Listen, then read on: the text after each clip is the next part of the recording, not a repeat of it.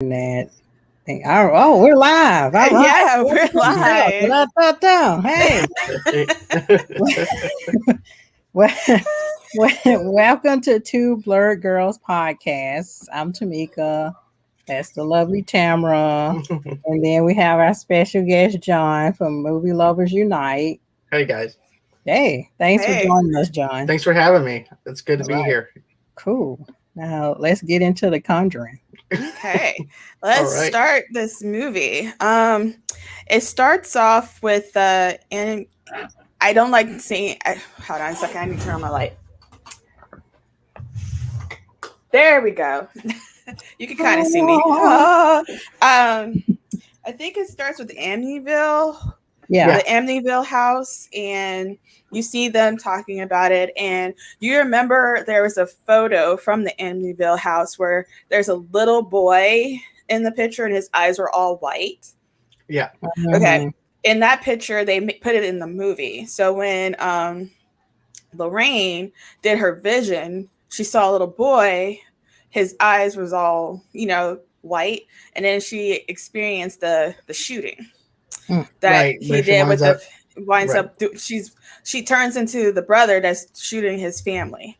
So he kills his father, then he kills his mom, and she was like, what are you doing? Why are you doing this? And he's like, pow! And then he goes to the sister, he kills his sister, and then he kills the brother, his two brothers, and then all of a sudden she freaks out and stuff. And then it's just cool how it all started based on that. And yeah, so what do you guys think? The first part.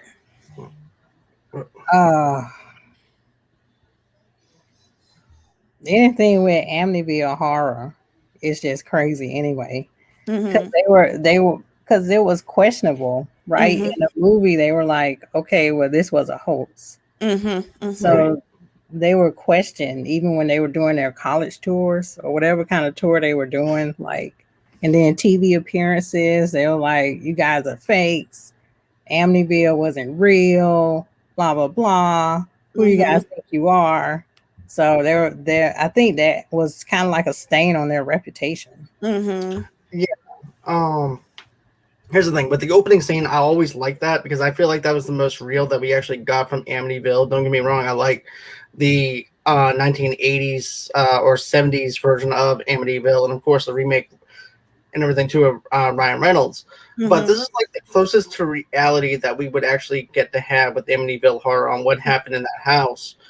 Even though they prove that it's actually not real or anything like that, it's just a made-up story. But it was like the closest to reality as we knew how that story was at that time. And I think that James Wan did a very good job of getting those wide shots in there where you have that split shot where you actually see Lorraine going into each room, shotgun, and doing that. That was really horrifying for me to see in a reality kind of way, in a realistic kind of way. Because don't get me wrong, we saw it before, but not in that kind of context. Not where you have an investigator doing this and she's telling it through the lenses of another person that's actually doing it. Another thing, though, too, is what Tomeka said that I liked, though, too, was the people in the college, whenever they're having the college seminar and explaining about the paranormal investigations and stuff like that, too. I really have to say that I love the conflict with that. Because something like with paranormal and stuff like that is actually hard to prove. And in the very first Conjuring film, they actually had to prove to the church that there is something paranormal within different things that are going on. So with this, now they're trying to convince a college and other people that there's premonitions going on. And everything too. It seems like they're always trying to prove that there's something going on. And even in the Conjuring 3, there they are again trying to prove something's going on. Right. But with this, it just grabs me in a different way than the third film did and even the first Conjuring did. This one just has the great camera angles. It glues you into the Warrens. It makes you care about them. It seems like everything's happened to Ed. I feel bad for Ed. Me too. He's always getting killed by his wife's visions. I'll be like, look, you just need to go ahead and go to sleep. Yeah, because it's like they did with the nun. I think that's the reason why, you know, it's important to watch the nun, because the priest, I know you're not going to watch it, but I think it was someone in the nun that got possessed by, you know, the demon. And then when he pulled Lorraine to her, she saw, like, what she saw was her husband's death, like John was saying. So she saw it again, like you could see it even more, like what she really saw in the first one. In the second one, you can actually see her vision. Like, you know, like later on, you see a man and it's like, and his neck goes back. Oh, wow. You know, so it's just like, it's interesting how, you know, she sees all of that stuff before it really happens, especially when they go to England. And she was second guessing it, because she was like, I don't think we should go over there, because, you know, you might not come back home and all that stuff. And he's like, no, we can do this. And he even also did the painting of Valak. But I have to say this, I'm probably going to wait until John gets back. But have you noticed the name in the house, in the Warren's house? The name? Valak. Have you noticed the name in the house? I don't. Did I miss that one? Well, yeah, because it's interesting. Like, after I watched the first half of The Conjuring 2, I started watching videos of saying the things that you missed in Conjuring 2. And a long time ago, when me and John Henry watched it, I did miss these. So when I watched it again, I was like, oh, there it is. Because you remember, Lorraine needed to know the name. And the name was in their house. So you will see the name on their daughter's bracelet. She was making a bracelet. So you will see Valak's name on the bracelet. Then you will see Valak's name on the bookshelf. And then in their kitchen, you will see his name in the kitchen. So I just think that was pretty interesting that they put those clues, the name, in the movie. But a lot of people will miss it. So if you watch it more than once, you will see it. Oh, wow. Yeah. Yeah. I noticed the bracelet, though, when she was making it, because, of course, you know, that's when, of course, she's having that premonition episode with the Bible, and then the whole entire nun situation, though, too. To be honest with you, that, to me, was a horrific scene. But also, too, I love the Easter eggs that you mentioned, though, within the film. I just noticed the bracelet. I didn't even see all the other stuff that you had mentioned either. Yeah, you should go back and like watch it. Like, watch that particular scene, especially when they're in the kitchen. You will see the V in their kitchen, and then you'll see Valak. You'll see Valak's name. And also on the bookshelves, you would see Valak's name on the bookshelf. It's spelled out, but it's like the letters are all over the place. Like, it's not going to go straight across. It's just like up and down like that. So, yeah. So I didn't notice that until that guy mentioned it. And it's like interesting things that you will miss in the movie. And I think he mentioned other key parts that you'll miss, but I forgot about those. But I just remember the name. It makes me wonder, did the demon want his name known then? Probably. He has it all over the house. Yeah, but the thing is, it was like a clue for her, because remember, she asked, "What is your name?" And it did tell her its name, but she didn't, because she wrote it in the Bible. His name in the Bible, like each page has a different letter. Yeah. So it did tell her, but the thing is, I guess it was just dumb. He's like, "Ha ha, you probably won't remember my name," and then he was like, "Dang it, I've been hoomwicked." Yeah, so she remembered. Yeah. But like, let's go back to the setup, though. Like, so it's this family in Britain, and they're being possessed, which is weird for me. In like these type of movies, you usually see it as one person, right? And they can see the ghost. So the girl Janet, she's starting to get possessed and like doing all these odd things, like waking up or sleepwalking. And it was creepy when she was like, she rose up from her bed and then she was arguing with herself. And wait, no, let's go back a little bit more, because they made a makeshift Ouija board. Oh yeah. which I think led to this whole thing, open a whole gateway for these ghosts to come in their house. Yeah, because remember this, kids, never play with the Ouija boards. Yes. Stay away from them. Anyway, but whatever. They're evil. Take it from someone who sees spirits all the time. Stay away from Ouija boards. Yes. Yeah. But yeah, I just thought the Ouija board aspect was really creepy though, on the stuff that they actually made a homemade Ouija board instead of actually buying one or whatever. And I thought that was very creepy in a way. You have these girls that are just going around trying to summon something, and of course, if you wind up trying to summon something, it may not be what you want. It's going to be sometimes 10 times worse than what it is. And then here's the thing, I love the introduction to Janet's character, and everything too, and also the music of London Has Fallen and stuff like that. I really love the introduction to that, the history of London, and then they give us that whole entire setup of that London during that era in the 1970s. I really love that. And then it goes into Janet's character. She's misbehaving, being mischievous and stuff like that, like a child is supposed to. And then we get into the whole entire Ouija board aspect of it.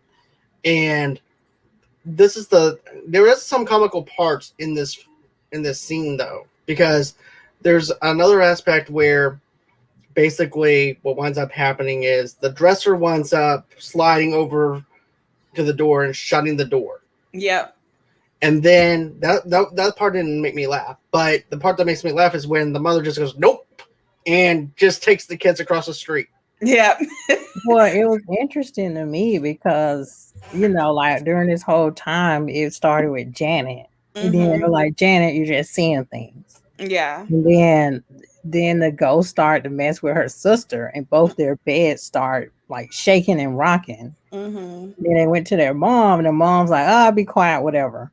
And so it's like the ghost went to each person just to tell them, "Hey, get out of my house." I went to the boy with the Cricket Man toy. Yeah, the Cricket Man. Yeah. And then that's where you were talking about, John, where the mom came in and was like, oh, there's no ghosts. And then so I thought that part was really interesting, to be honest. Like a whole family sees a ghost. Yeah. Usually it's the kids, and the setup is that the adults don't listen to the kids, and they're like, just seeing things. Yeah. So yeah, I thought that was interesting that the ghost really throughout this whole movie kind of wanted to make itself known in a sense, like it was calling out to them for help in a sense.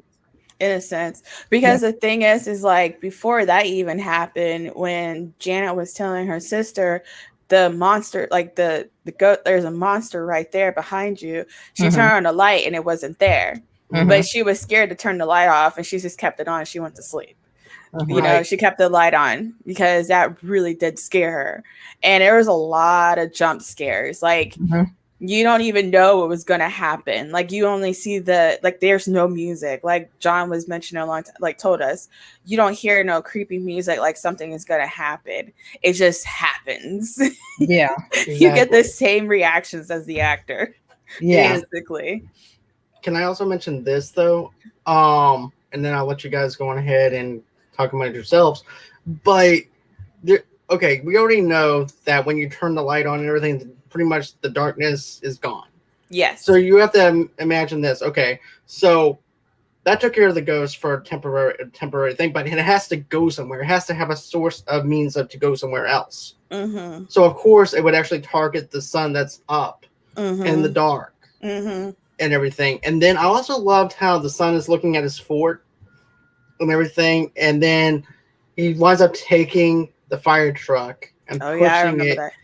And then all of a sudden, the ghost just winds up pushing it back. That would scare the hell out of me, though, too, to be honest with you. But the Crooked Man song, I thought that was really... here's the thing.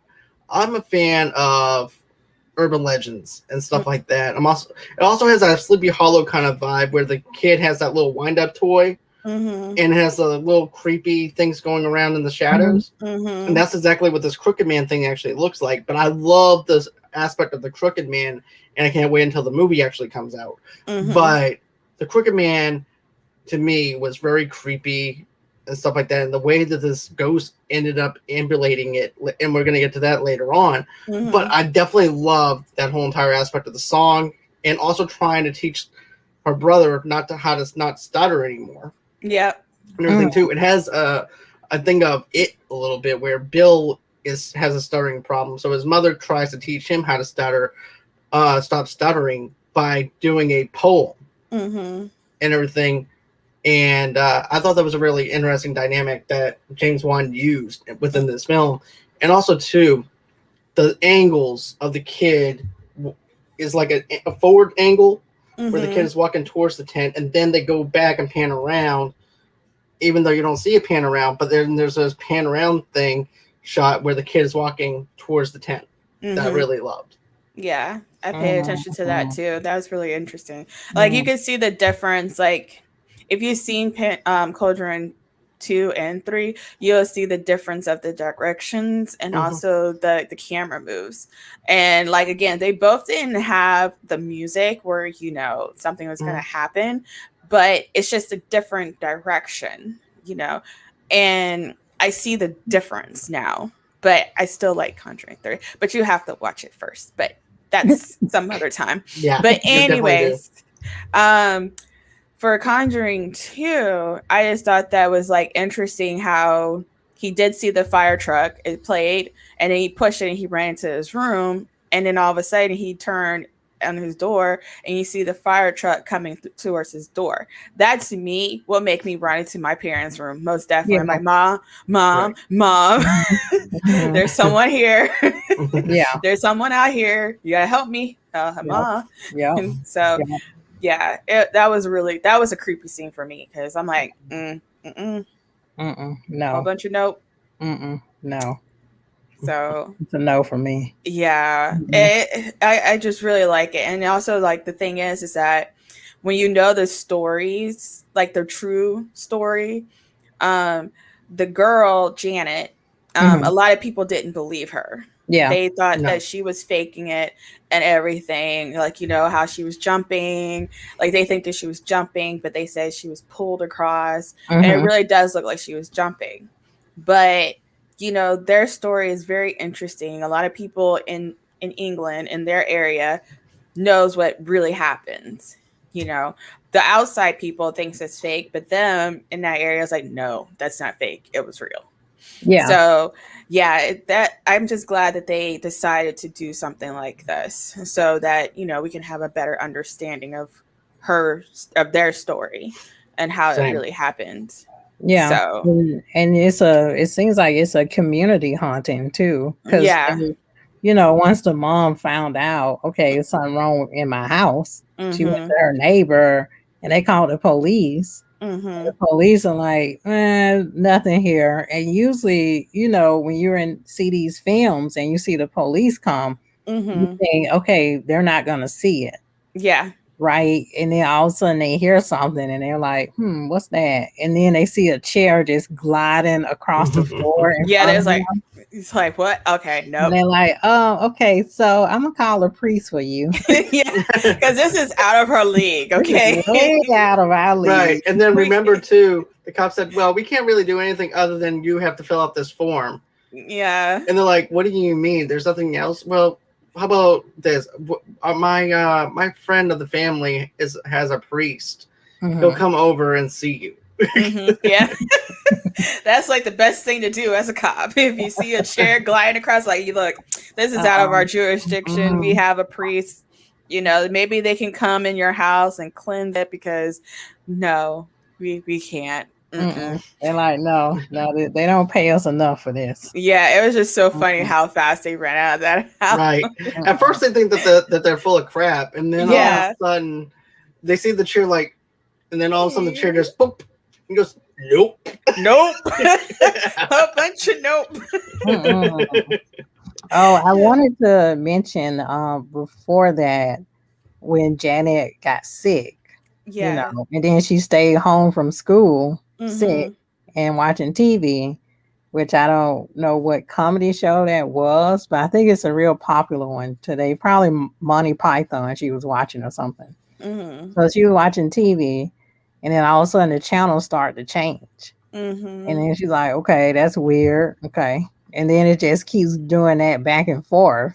And then it keeps changing to like politics. And I'm like, okay, so the ghost is into politics. It's like watching Margaret Thatcher on TV. And it's like, no, okay. You know, and I just thought that was creepy in itself. Like, if anybody my TV and I don't see you, I'm like, oh no. That's like turn to Fox News. And I'm like, whoa, I did not turn to this. Well, another creepy scene, I know you most definitely jumped at this, is like when she was standing up. The whole movie. It's like he was like, get out of my house. She was like, ah! Yeah. Oh God. Like he was like right there. Oh yeah. Oh man, that got me. Yeah. You're right. It did get me. I see someone DVA Maniacs from Twitch. They did like a flamethrower. So hello there. Welcome to the stream. Welcome to the stream. That was like a creepy scene. Like that was another jump scare that you didn't know that was gonna happen. And what's really scary, like, have you noticed his eye color? Did they look yellow to you? Yeah, they were yellow. Yeah, okay. I was thinking, like, am I the only one? I'm like, his eyes look yellow. Yeah. And then it jumps to like Ed and Lorraine, and Ed's painting something. And she's like, oh, okay, you're painting. Okay, that's all right, but okay. And he's like, yeah, I saw this in my dream, and it was a nun. It was the same nun from the previous possession that she saw. Was that Amityville? Yeah. Was that Amityville? It was Amityville. Yeah, and then she's like, oh crap, no. She's like, no. That's when she was like, we can't do any more of these hauntings. Like, we can't do any more of this. I had a dream you were gonna die, and I'm not doing this anymore. We need to take a break.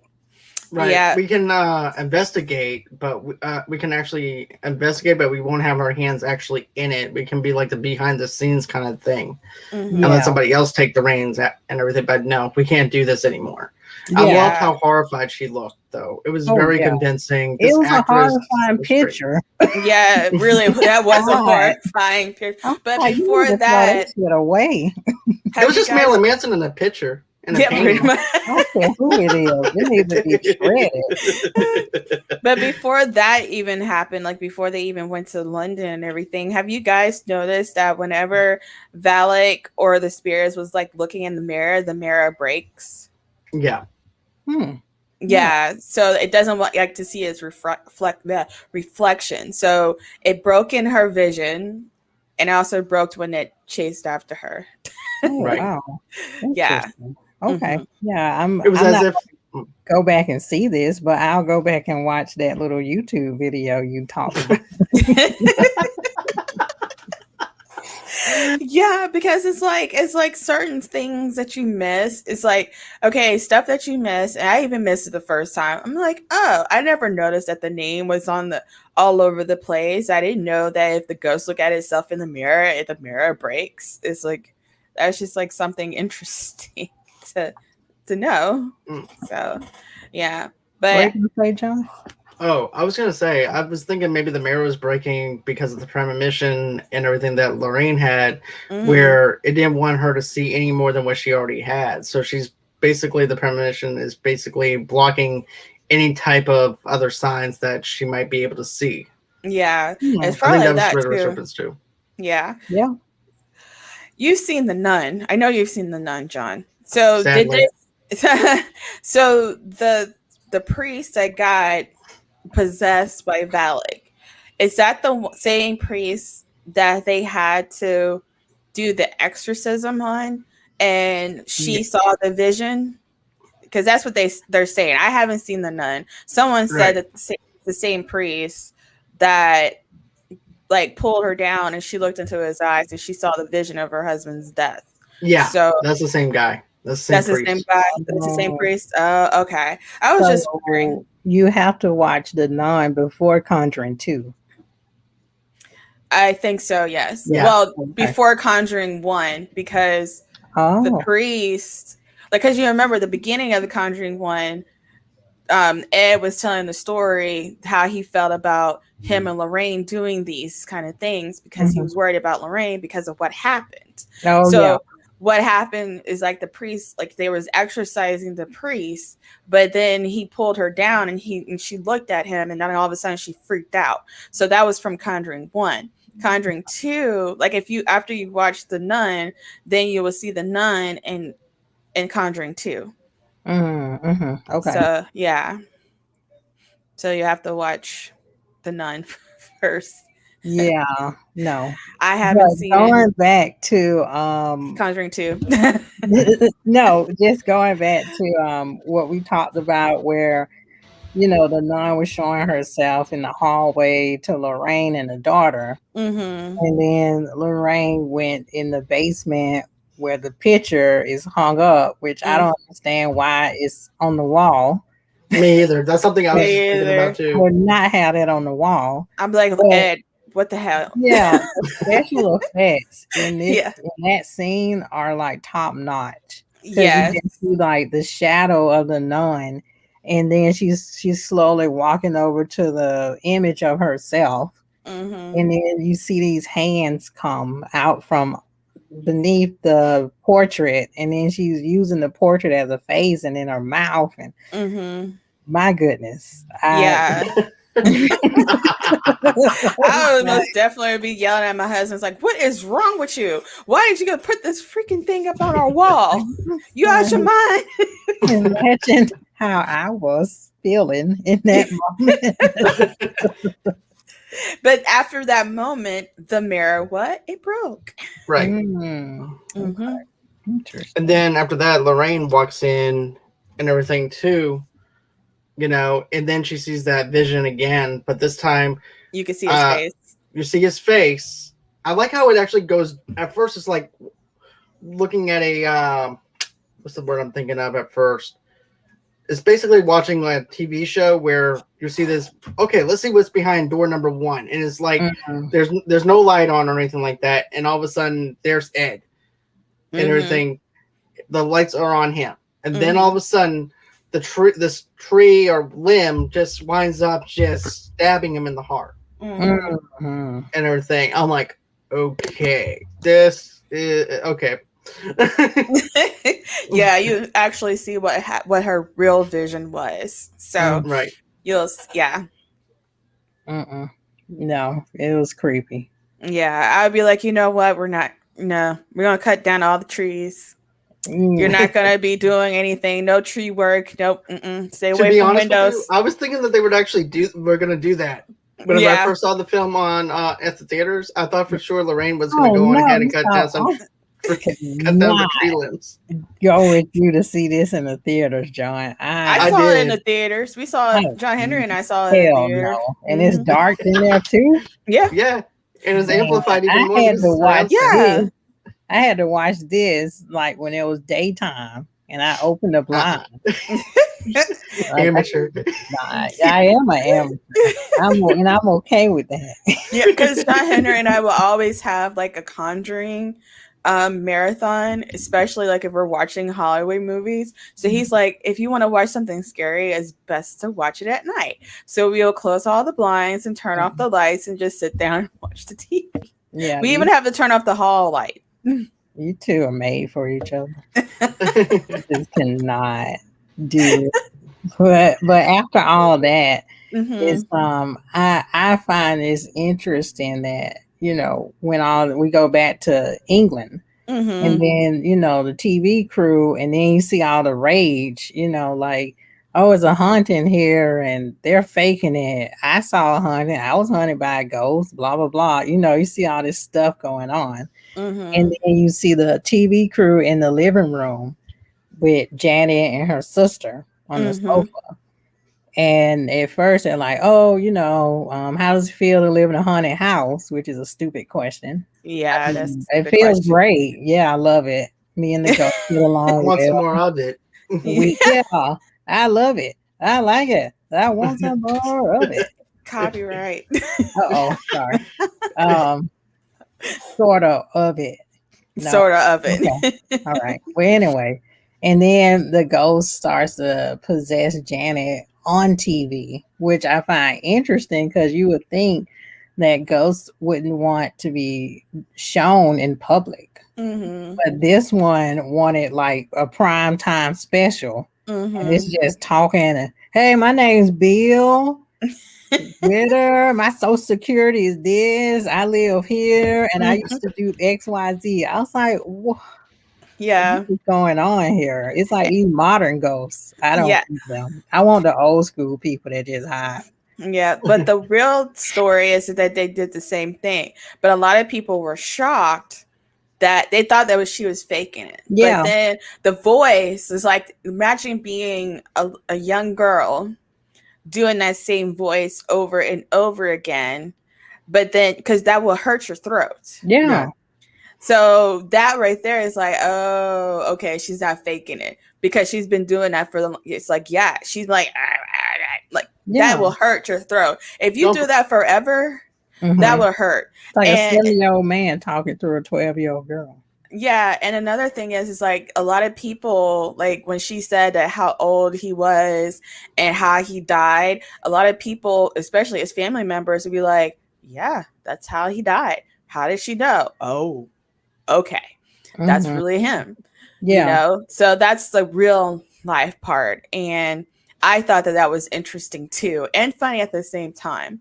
Because, you know, you asking this man too many questions. And of course, he answering them too. He's like, he's like, yep. And my name is Bill. My name is Bill. And my last name is this. And then I used to live here. So, and whatever I know. I'm like, I want them to get the hell on out of here. Yeah, he's like, I want them out of my house. Cooperative ghosts I've ever met. Yeah. He just answer any question. Yeah. He's like, I want them out of my house. And they're like, this is not your house, sir. He's like, yeah. He didn't sound country. He didn't sound like he didn't sound like the guy. What did he say? No. Who? Oh, what is the name? I forgot the name of the movie. Like he likes potatoes and mustard. What's the name of that movie, John? It was like, Sling Blade. Mustard. It's like, yeah, my house. Yeah, my house. But in a British voice. Yeah. Maybe he's from like South London or something. Yeah, South London. But when was the biting scene? Because she got bit by him. That was like after, I believe.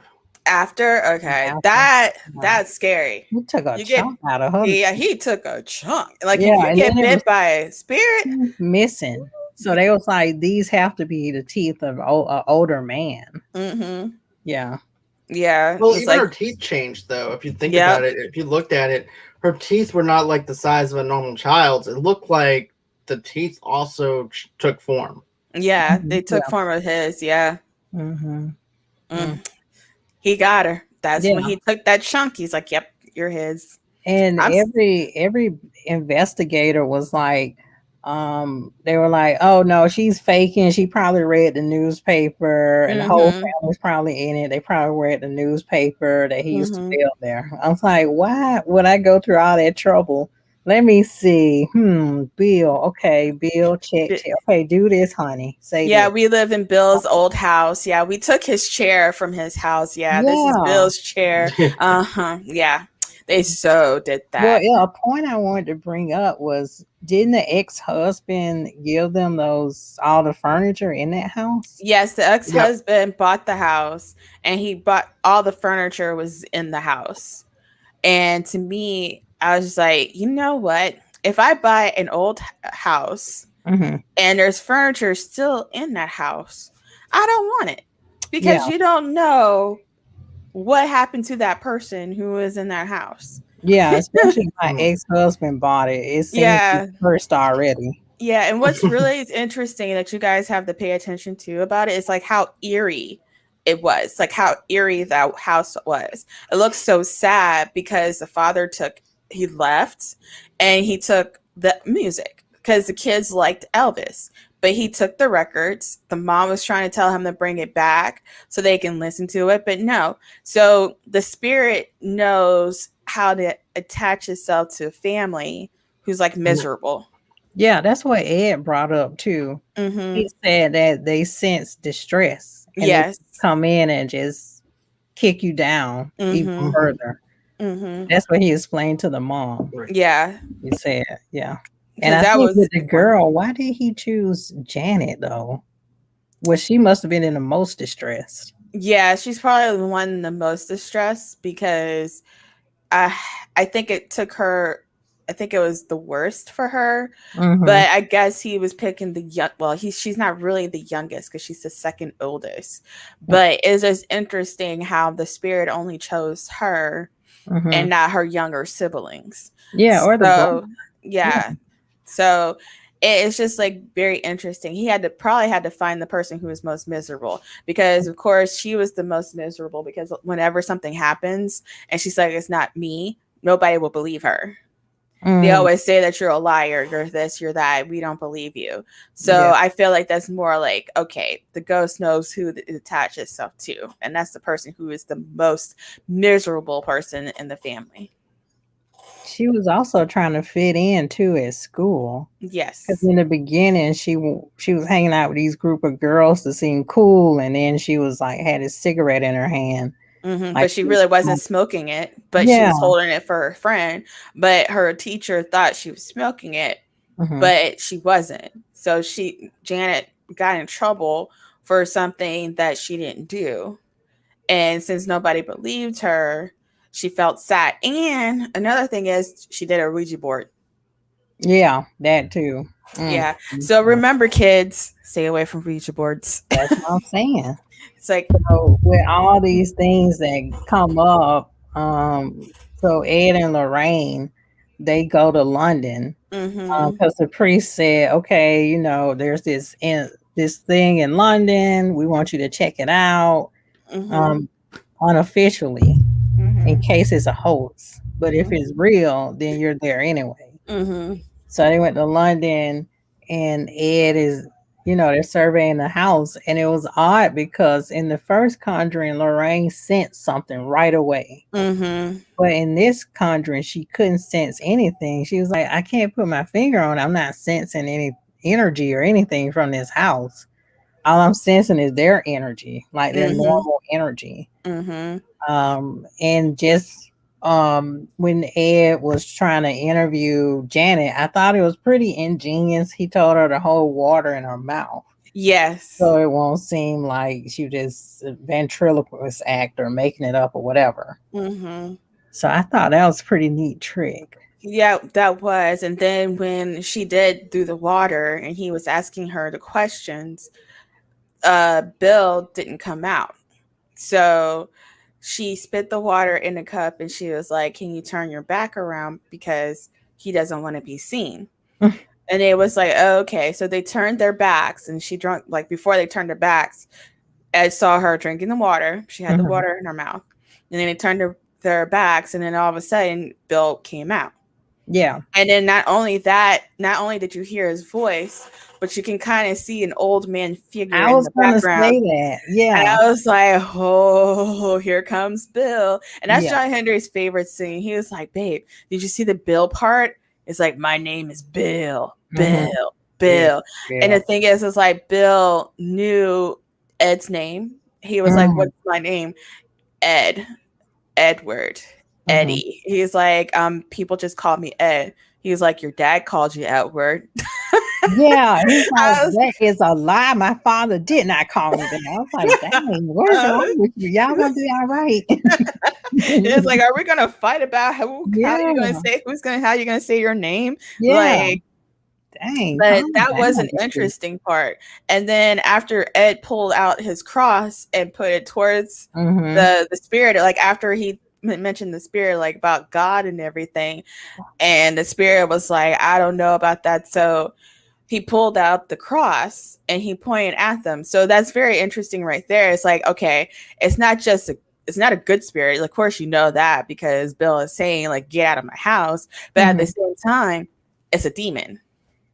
It was interesting too, the talk they had, because he was like, why don't you move on? And he was like, I don't want to, And he's like, well, don't you want to go to heaven? He's like, I don't believe in that. I thought it was an interesting conversation he had with the ghosts. Yeah, and I was just like, okay, that right there might be a demon. That's a demon. Yeah. That's a demon. I don't believe in that. And then, like you said, the cross came, and he's like, oh, no, that cross. No. And then he went away, and you see the little girl again, and then she spit the water out. And that right there is like, she wasn't faking. Yeah. She had that water in her mouth. An interesting shot, though. Yeah. Like, in the foreground is blurry, but like you say, you can see little shadows moving in the form of an older man. Mm-hmm. And once he left, you can see Janet appear, but her shoulders are slumped. Mm-hmm. So I thought that was an interesting shot. Yeah, that was. And I was just like, I'm like still shocked that people, I'm like, again, if you keep doing that voice, that raspy voice, especially when you're a little kid, that will hurt your throat. Yeah. You can't do that forever. So I'm like, okay, she wasn't faking. Maybe she was, maybe she wasn't. But at the same time, I don't think she was faking. Yeah. Because I'm like, that's just too much. That hurts my throat. I can't do it like that. I can't talk that long like that. Especially like an old man. How would I know about this person's, like, how long ago did Bill die? Like before they moved into that house? Yeah, it was way before. Okay, so how would they know his age, how old he was when he died, and all that information about him? You can't say, oh, they looked at an old newspaper. I'm like, who is going to hold a newspaper of someone who died years ago before you move into a house? Right. You moved into that old man's house. That old man's chair is there. It's So you're just talking about how some people are thinking it's a hoax and everything? Yeah, because like we were talking about the part where she was sitting in the chair, in Bill's chair. Yeah, with the water in her mouth. With the water. She had the water in her mouth. And the thing is like, if she's doing all of that and she's talking with a raspy voice and you're doing it for the longest time, that's going to hurt your throat. I can't talk like that. So right there, I think she was possessed by someone. It does look weird. Like when you look at her pictures, like in real life pictures, it does look like she was jumping across the bed and stuff. But at the same time, if you're saying that she started talking with a raspy voice and she knew like how old that old man was when he died, she was possessed. Exactly. No one's gonna go, even if you looked it up at the library or stuff like that. They might not even have clippings from that old or whatever either, but no one's going to save old clippings like that. No. And not only that, but little girls are not going to be interested in some dead guy that died. Yeah. Or anything like that either. And also, too, she held that water in her mouth the whole entire time. That tells you right there that she wasn't lying or anything like that. And people were always against the Warrens and stuff like that as far as saying, oh, they were a bunch of hoax for publicity and everything else, and the families are just looking for some fame rather than someone helping them. You can clearly, like you said, you can't talk that long and everything with the water in your mouth, and your voice would actually be hoarse as well. There's no way. So I believe that she was possessed. Yeah, it's like, and also like how I watched her videos, like when she's older now, and I watched her her videos like the now, and it started. She didn't want to talk about it because it was so traumatizing for her, and like they even did like she met Lorraine again. She saw Lorraine again on the movie set, and Lorraine hasn't seen him in a long time, so she was so happy to see them, and she gave him a hug. But at the same time, before that, like during the interview, she didn't want to talk about it because it was too much for her, you know? And I was like, okay, so if she's still saying the same thing over and over again, it happens, people. Yeah. It happens. So, yeah. Right. Yeah. Yeah. And the Warrens move into the home after that. Now that part, that was scary. Yeah. And then all this crazy stuff starts happening, and the scary, and I will say the cool part, and I guess I have to credit the director for that. What was his name again? James Wan. James Wan. I have to credit him for that. Was when Janet, well, I think somehow she got in her old room, the one with all the crosses that were donated from the community, and her mom, something happened. But anyway, long story short, her mom was trying to get her out the room. Yeah. And then Bill came from over Janet's shoulder, and the mom saw it, and it freaked her out. Yeah. I thought that was pretty cool scene. Yeah. Yeah.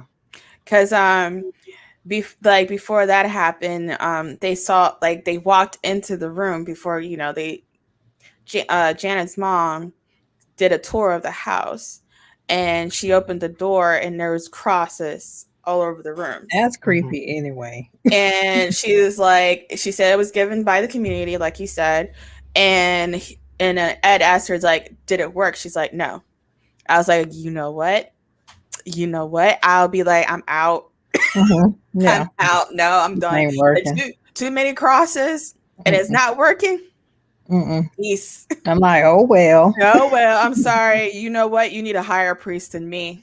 And like that, but wasn't there going back? Not only that, but the crosses also started turning upside down later on, though, too. Yeah, they started like that part. You know, that's evil, and Bill is possessed, and that's a demon. That right there, like evil people, they turn the crosses upside down, and that was like I said, I'm out. Okay, what was that? That creeped me out right there when I was like, you're talking about the cross upside down. Thanks, for some John. reason or another, my computer just decided to do a pop-up. Oh no, not during this podcast, John. No. It's not my fault. It came up on an accident. It was not my fault. Not today. So I'm guessing since we're talking about evil stuff, it's like, haha, we're gonna scare you. Pop-ups pop up. Here I am. But the thing is like Janet was sleeping with her mom, and her mom had her tied up so she won't go anywhere because Janet sleepwalk. And when then all of a sudden when Janet falls asleep, she wakes up, she's in the other room, and then she looks around, the cross is turning upside down. I'm like, hell, you in trouble. And she started screaming, and then the mom was like, what in the world? Like, she looked, and the Janet's not in the rope. Because the thing is, it's like while she was sleeping, you see the old man, and I guess before he tugged her in, wasn't there something else that happened before she got pulled into the bedroom with all the crosses? I thought she was in the bed, and then the camera did a cool trick where it kind of flipped, and then she went back to her old room. Yeah, she was like laying on the floor, and then all of a sudden the camera flips, and then she appears back in her old room. Yeah, and then all of a sudden there's the old man's chair in that same area or something, I think. And she was asking a question, and that's when he goinked her, like pulled her or something like that. And then she started, like, she looked on the walls and the crosses turned upside down. She started screaming. Her mom heard her. She ran into the room, and it was just like interesting how did she get in that room? Because the room was locked. Yeah, it had a chain on it. Yeah, there's a chain on the door. So how in the world did she get in that room? They can't fake that unless the mom is like woke up and she, like, you can hear the chain rattling and unlocked in the door, you know? Right. But yeah, she was screaming and freaking out, and when the mom pulled open the door and she was like, "Mom, help me, help me, help me," all of a sudden you see Bill grabbing Janet, pull her away, and I'm like, okay, that's a creepy scene. With the yellow eyes and everything and his yucky teeth. Yeah. But yeah, it was just like, oh Lord. That's just so creepy. But everyone in the house, especially Ed came, like, I call Ed Superman. Like the Conjuring movies, like Patrick, he's a Superman. He's a Superman movies. Very much a Superman. And then you know, with all the stuff happening, what was this lady, a reporter, or she was something, where she tries to investigate these cases too in London, and she was Mm-hmm. like, I have proof she was faking. Oh, that was from the kitchen because Yeah. And then you see her, Janet, just like throwing stuff and bending things. Mm-hmm. Right. And then there was like, you know, if the church saw this video, they'd be like, there's nothing that they can do because she's in the kitchen throwing things. And to come to find out, she faked it because Bill told her, if they don't leave, I'm going to kill your family. Yeah. So she did that stuff because she didn't want her family to die. Yeah. And it was kind of interesting that when, were they on the train? Yeah, they was on the train. Yeah, they left because they were like, there's nothing we can do. And everybody abandoned them. And it was so sad. Yeah. Because the mom was like, we don't have any help. And the family was just on their own with this ghost. Right. And they went on the train, and then, you know, Lorraine was questioning, like, you know, how is this so? I feel like I want to believe them, but there's no proof. And then Bill had this ingenious idea of getting a tape recorder from his 2 different conversations, I guess, with Bill, the ghost. Yeah. And they put both together and played on 2 separate tape recorders back to back and sort of at the same time, where Bill was calling out for help. Yeah. And that right there, they was like, Bill's not the one that's doing it. He's trapped. Like, he's asking for help. So, like, they went back to the house. And they was able to, like, Ed, he went inside. And, like, it was just crazy, like, how she was screaming for help. Actually, I think before that even happened, the sister was thrown to the wall. Yeah. Oh, the sister was thrown to the wall. I think it's funny that he really acted up when he left. Janet was levitated, and he possessed Janet, and he threw her sister against the wall. So I find it interesting that there are 2 victims. Well, there's multiple victims, but the main 2 victims are Janet and Bill. Yes. Because they're both being controlled and possessed. Yes, because Valak is trying to find another body. Right. Which is so odd to have a ghost. Well, I guess you can think about ghosts can reach out for help, but in this sense, it's just very odd and fascinating to me how this goes. You think that he's the villain, and then it turns out he's the victim, and he's being blackmailed. Like, how the hell do you blackmail a ghost? Like a demon blackmailed a ghost. You know, you have the ghost blackmailed a girl. Like, yeah, you have to ask Valak that question. I would be like that old dude off of Lord of the Rings. You have no power here. Yeah. Blackmailing me is not going to work. It's like, you have no power here. It makes me think, too, because Bill was very vulnerable. Like, Janet. And that's the only way he could get blackmailed. Like, what did Valak tell Bill? Like, you better do this or you can't move on. I guess that's the reason why, you know, I don't like repeating myself, and you don't like for me to say this, but I guess that's the reason why we have to watch The Nun to understand it. Like, why does Valak needs to, not you, Mika, like, why does Valak need to, like, control someone? I told y'all I would just be the producer on that show. Yes, I know. And I know John doesn't want to watch it again, but I've never seen it. You guys. Well, he said he will do it for us. I know. So I will listen, but I won't be on screen. And that way I'll figure it out too. Right.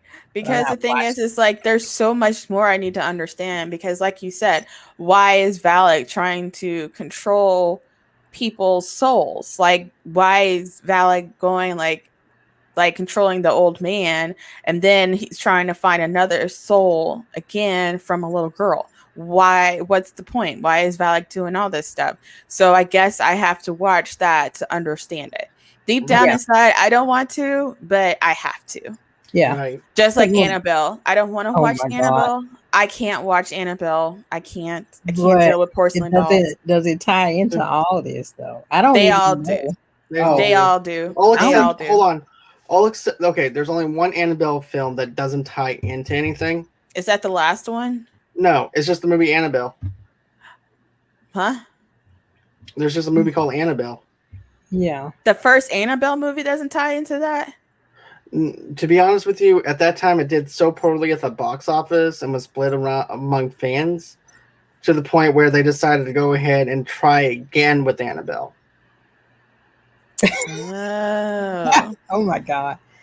Okay. That's smart to know.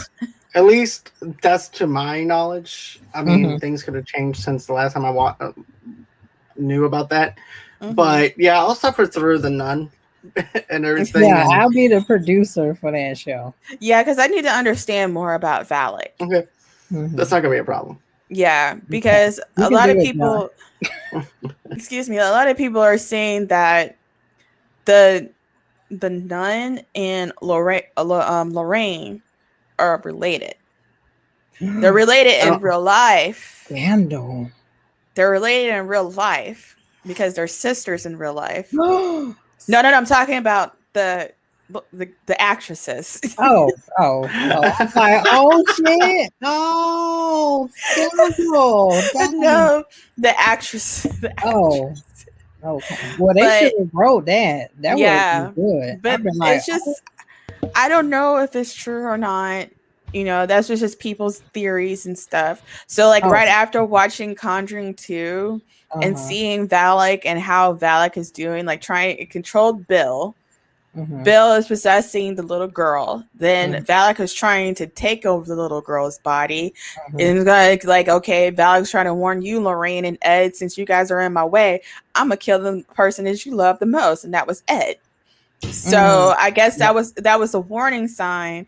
And since Lorraine knew Valak's name, she cast Valak back to hell, and she was able to save her husband. But just imagine she didn't know his name. Her husband would have been dead, and Valak would be like, "See, I told you to get out of my way, but you decided to come back. I killed to love the person you love."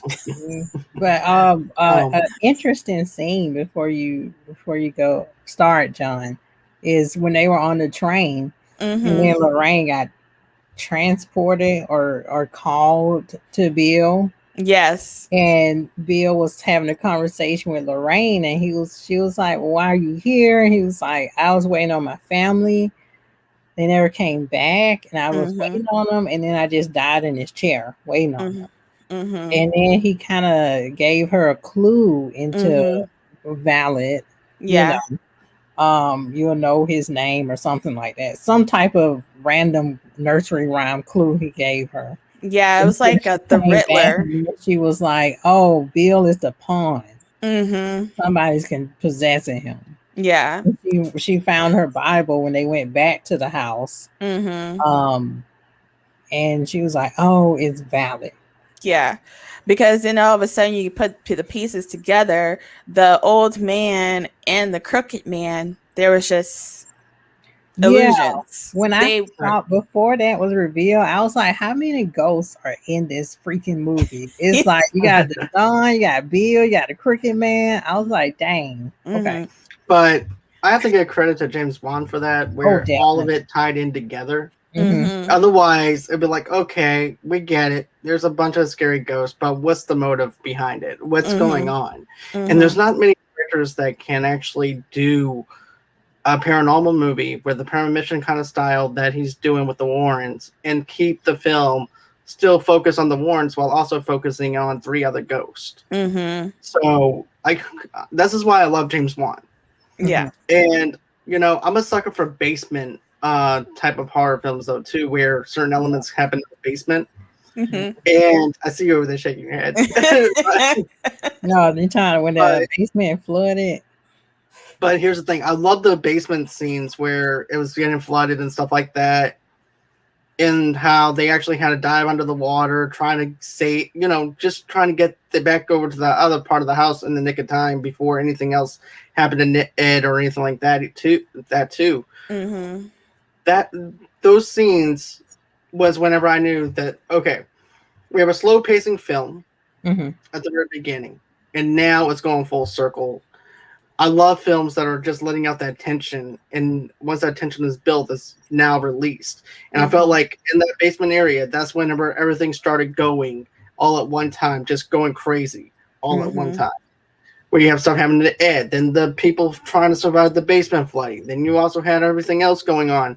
It was just perfect built up, perfect setup. This is what I love in the Conjuring world when it comes down to James Wan style and directing. This is why I like the very first Saw movie that James Wan directed. This is also why I liked Dead Silence that he directed and everything. I didn't know he directed Saw.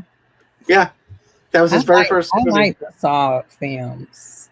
But yeah, anyway, I kind of wish we'll get in if we want to review that. You can.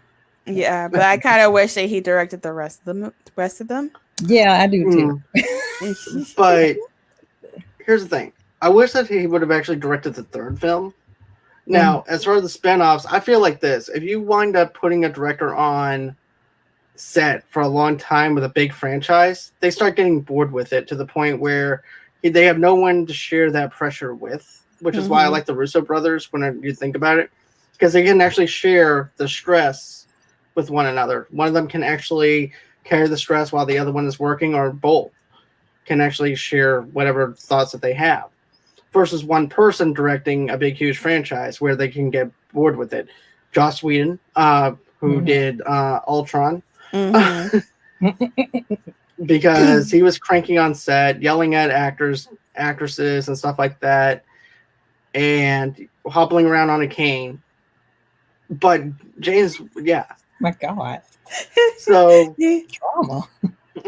That was like a drama, man. I guess the same thing happened on Justice League because a lot of people didn't like how he directed Justice League. So that was a hot garbage. That was. My focus on that, though, with him being attached to all these other projects with spinoffs, you see, I like the fact that they decided to go with different directors for the spinoff films, because of the fact that everybody has a different vision on what the Conjuring universe is trying to be. Everybody has a different take of what they see the Conjuring universe to be. So that's why I like different directors going into it. It's just that I wish that they would go on ahead and use James Wan's elements of the slow pacing stuff. And also, too, you're letting the tension build and everything, and then letting that tension be released towards the end of the films. Yeah. With The Nun, The Conjuring 3, Annabelle, I felt like you knew right off the bat that those were spin-off movies with the Annabelle and also, too, with The Nun, because they feel like a spin-off movie. Even The Conjuring 3 felt like a spin-off movie, because, to be honest with you. But, you know. Okay. But yeah, just wrapping everything up. So, Bill goes in the house, and then he sees Ed goes in the house. Ed. Oh yeah, Ed. Sorry. Well, Bill's in there too. Yeah. Bill took over Janet. Yeah, Bill took over Janet. And then once they were done with her, they wanted to throw her out the window, which I found very disrespectful. I'm like, you used me, try this whole film, and then you're gonna discard me like garbage. Yeah, because they need to control your soul. It needs your body. They needs everything. You need to come. But still, you need to come to hell. I let you in, and you want to just throw me out the window. Yes. This sounds about like my life. Alex, like, yeah, it's like you gotta sacrifice. That's why I was angry. I felt that too. Valak wanted a sacrifice, so the little girl was the sacrifice. Damn. Yeah, and then Ed. I was gonna say Bill. Yeah, Ed. Yeah. He was blinded when he went in. Yeah, he got blindsided. Very biblical. He took his sight, and then he was trying to rescue Janet. And then Lorraine comes in when she finds out the name, and then she comes in, and I think the crosses go upside down again. I think so. And then you see in the shadow, which goes to Juan's director vision. You see in the shadow, the nun comes out, which is very creepy, and it will haunt me in my dreams. So she come out, and then she's yelling at him, and then I had goosebumps when Lorraine was like, I know your name, and your name is valid, and basically you go back to hell where you belong. In Jesus' name. Basically that's what she told him. Yep. I had goosebumps. I was like, oh, I feel like if I had something in me, she got it out of me. Yes. Yeah. Yeah, because then after she did that, Valley goes back to hell where it comes from. And she was able to rescue her husband and Janet.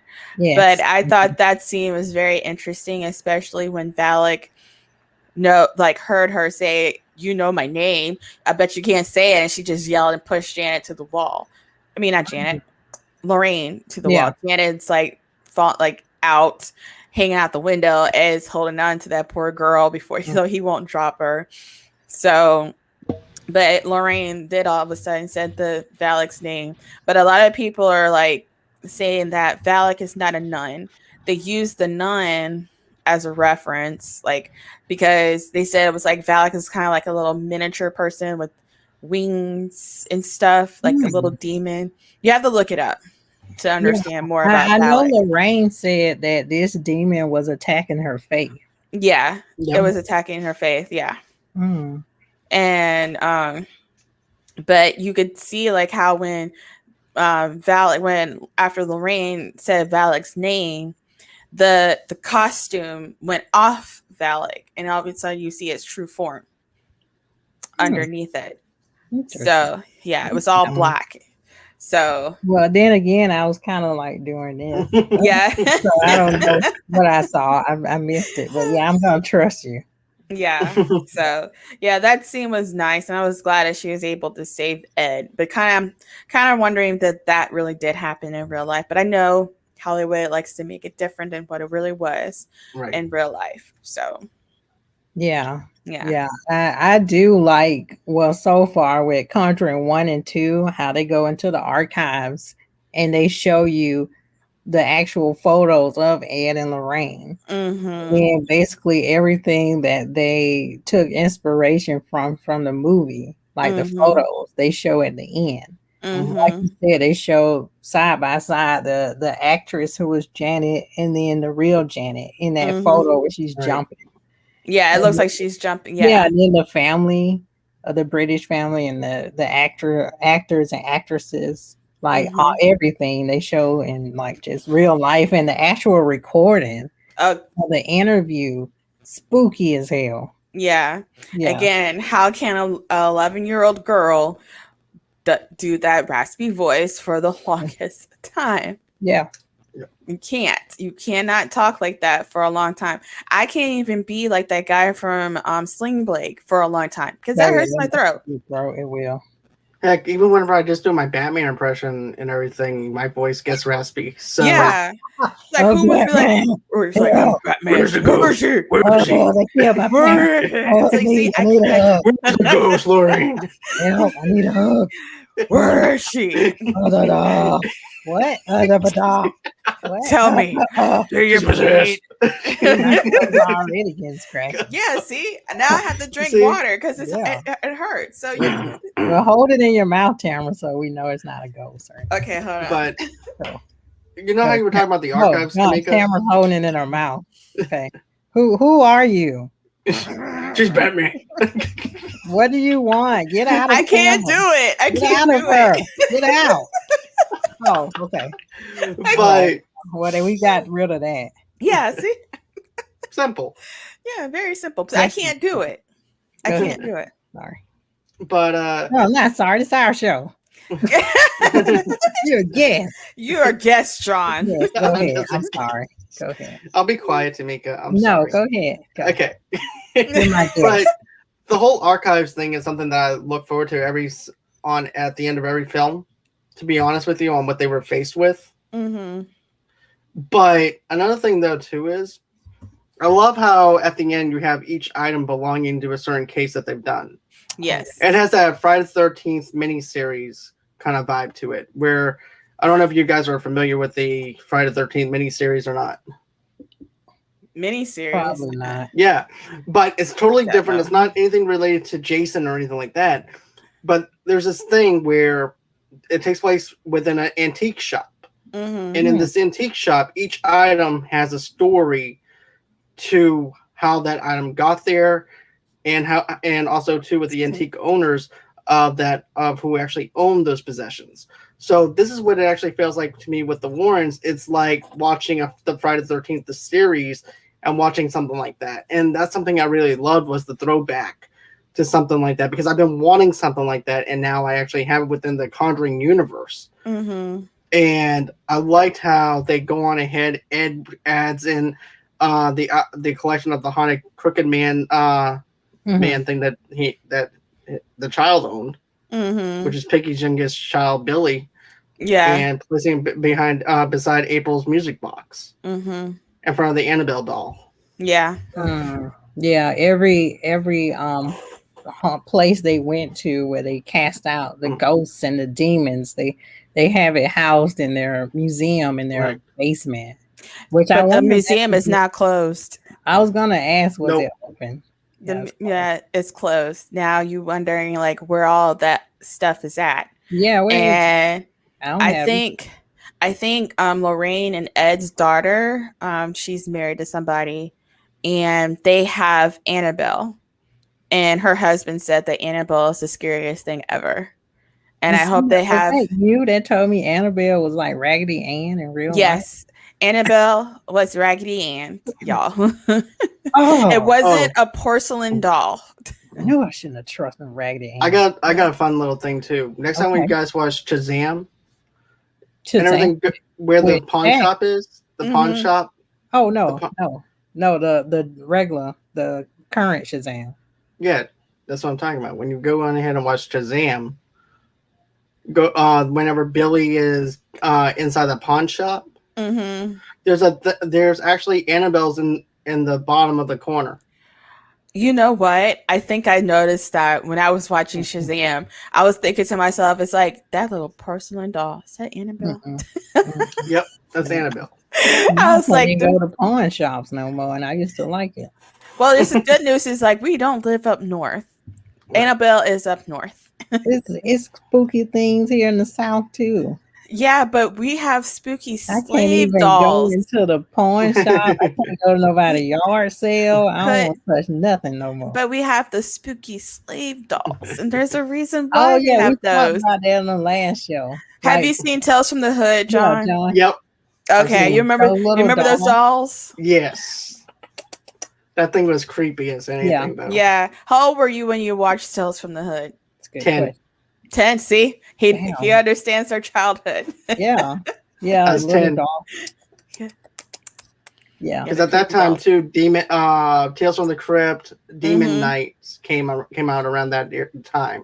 Yeah. And everything too. So it was actually so basically Tales from the Hood was basically trying to be what Tales from the Crypt is. But I enjoy both of them, to be honest with you. Both of them are a lot of fun. Yeah. Yeah. So it's issues in Tales from the Hood that we still deal with today. Yeah, police brutality, gangs, child abuse, racist politicians. But slave dolls. Oh God. But I know that you guys enjoyed this film, though. I mean, well, I know Tamara did. I did, because Conjuring is one of my favorite movies. It's John Henry's favorite movie, but he can't watch Conjuring 3. He watched it. I watched it. Oh. Okay. I watched it before him, and then he watched it, and he was like, "Babe, I cannot watch it again because it felt too real for him. He can't watch it." Interesting. Okay. But everything else was okay. Yeah, the other two were fine. He liked the other two, but he said he's not going to watch Conjuring 3 again because it felt too. He felt something with it. Oh, it hit him. Oh, okay. Okay. So. I need to dig into that for the next show. Yeah, because we may have to have John Henry on too and say, John Henry, like, what happened? Yeah, and I won't have that happened because. Well, you probably will hear him and stuff, so I'll just have these on and I can hear his voice in the background. Yeah. So he'll just be the only one without headphones here. Yeah. Yeah. Okay. Yeah. Well, any last thoughts before we wrap up? What are your ratings for it? Like out of 5. How would you rate the movie? Are you talking to me? Both of y'all. Oh, well, I do give it a 4. I do like the the thriller aspect and the mystery. It's just all this spooky stuff. Which is the whole point of the I give a 0. You give it a 0 on the spooky stuff, but the story itself is I give it a 4 out of 5. Okay, John. I'm still going with my 5 out of 5. Okay. Even to the because I give it a 5 out of 5 for the slow tension build up. I gave it a 5 out of 5 also because of the camera angles and the way that it was actually used. The storytelling is fantastic. The girl was believable. Yeah. And everything too. The slow pacing works and a big aspect. This is a 2.5 hour movie. The very first one wasn't that long of a film. And then even the third one's not even that long. But with this movie, it needed to be 2.5 hours. And it fed you enough to where you are digested into this film and you want to see more. So 5 out of 5 still for me. And I say 5 out of 5 myself. I think that the acting was great. I like how the storyline worked. And also it's just like slow. It was slow, but you knew it was going to happen. And I liked how the direction, like without the music, it makes like you feel like you're there, like with the actors. And then all of a sudden something like bam, right in your face. Because if you heard music, you know it's going to happen. Right. But if you don't hear the music, you don't know what's happening. So I like that kind of more thing. Creepy. Yes. Thanks. So I like how that is, because I even jumped a few times myself when I saw Phallic and the old man. The old man creeps me out the most, but I still give it a 5 out of 5. No, something about the nun creeped me out more than the old man. Bill was just blackmailed. He's a victim. He was just like, it was just I just want to move on and I can't because I'm being blackmailed. My soul is being blackmailed by this crazy nun. It was just the eyes and the teeth for me. Like, even though Valak had the same look, and Valak had the demon mouth and the demon eyes, it was just like when I see on someone's soul who is possessed by a demon, that's kind of Well, big credits for the makeup crew. Yes, big credits. Yeah. Especially for the little girl who played as Janet when she got possessed. She was good. Oh yeah. Cool. So, well, I guess that ends the show for us. We want to thank John for Movie Lovers Unite. John, do you have anything to wrap or promote? Well, let's see here. We just got done wrapping up our campaign for our shirts and everything. So if you guys didn't get a shirt or anything like that from bonfire.com/Movie Lovers Unite, good news, we'll be able to do another campaign later on in the future. But as far as anything else goes, you guys can go on and follow me underneath Movie Lovers TV Lovers Unite on Facebook, as well on Pinterest, and underneath the same name on Instagram. Another thing too is if you guys want to donate to my show, how do you do that? Just go to www.movieloversunite.podcast.com /Movie Lovers Podcast. And then, of course, if you want to get an audio only podcast episode of my show, or if you want to watch it on YouTube, just go to youtube.com /Movie Lovers Unite. And of course, if you want to get an audio only podcast of our episode, you get it that wherever you guys get your podcast from. Then, of course, if you want to get in touch with me, just go to movieloversunite@gmail.com and send me a message if you want to be on the show, or if you're a sponsor and want to sponsor me, that'll be great too. Another thing too, guys, if you guys want to go on ahead and follow me underneath Twitter, just go under Movie Lovers Unit over there, and of course on stereo as well. We do some shows on stereo and Movie Lovers Unit over there. And those are all the places that you can go on ahead and follow me at. Also, too, one more thing. Go on ahead, go to movieloversunite.com for all your entertainment needs and wants. And those are all the places that I have right now that you guys can follow me at. Cool. We're on Facebook and we have a YouTube page. Yes. Yay. So we're slowly building a good portion of the show. I thought you froze, Mika. I thought you froze. I was reading the comment that came in. Sorry, Brandy. What did Brandy say? Do I show it? Oh.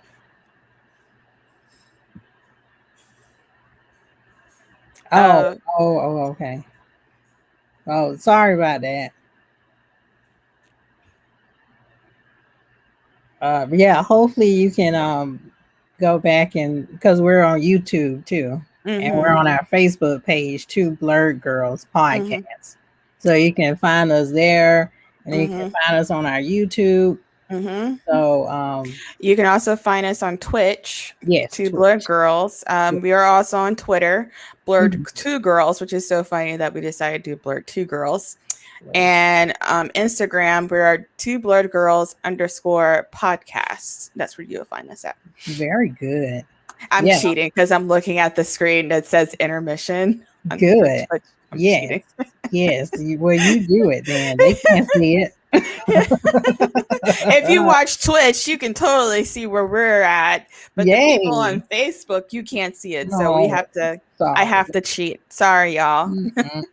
Wah, wah. But yeah, thank you, John, for coming on our show. We appreciate you, and we kind of do this like we're all just in this whole podcast community together. So a lot of times we're on John's show, and John's gonna come back on our show, and we try to rep and promote each other. Yes, because that's what friends do.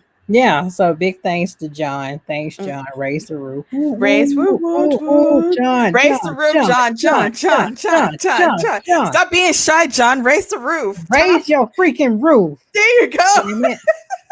Anyway, thanks everybody. Bye. Bye.